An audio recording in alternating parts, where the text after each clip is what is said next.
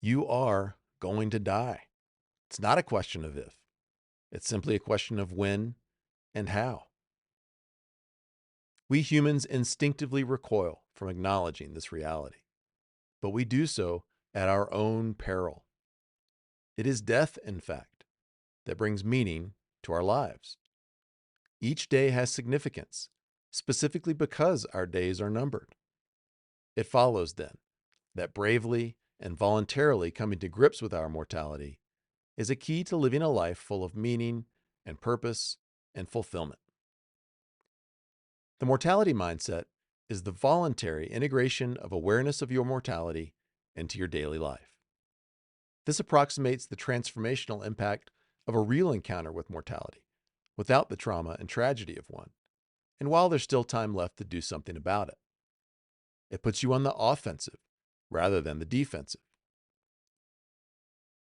It clarifies what's most important to us and motivates us to give it the attention it deserves now, rather than waiting for the ever-elusive, quote, tomorrow or someday. It gives us the extra nudge we need to pursue a dream, to take a risk, to have the conversation we know we need to have.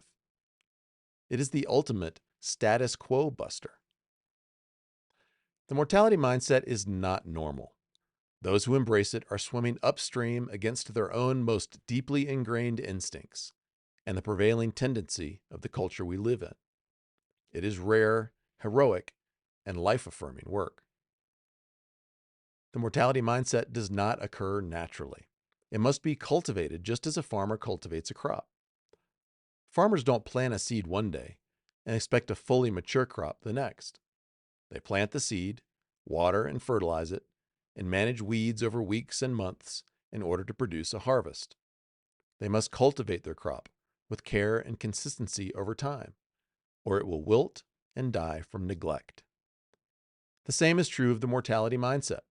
It must be cultivated with care and consistency over time. There isn't a one-size-fits-all list of steps to take to cultivate the mortality mindset. There are no shortcuts either. But here are some examples of things we can do. Write your own obituary, as if you've lived the life you'd be outrageously proud of. Be as specific as possible, and you get to choose when and how you die. Then ask yourself what needs to change now in order for that obituary to have a chance at becoming a reality. With your mortality as motivation, summon the courage to take action now on at least one of the things that needs to change. Revisit and revise your obituary occasionally and take new action. Ask yourself this question regularly and take bold action on your answer. If I knew I was going to die 5 years from today, what would I start doing differently today? Whatever your answer is, do that thing now.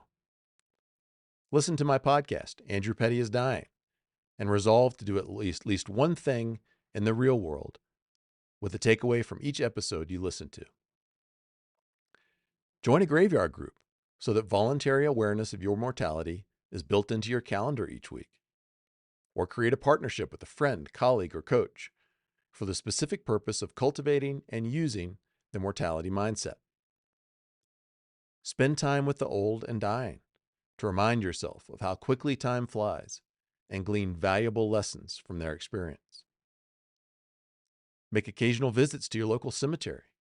Read the tombstones and reflect on the fact that you too will share the same fate as those buried there. Here are some of the fruit that will confirm that you're successfully cultivating the mortality mindset. You intentionally live in one-day increments. You consistently make daily decisions about how to spend your time and energy with your mortality in mind. You give the things that matter most the attention they deserve now. You value imperfect action now over, quote, perfect action tomorrow. You summon courage more often in order to open up new personal and professional frontiers for yourself. Here are a couple questions for your own reflection.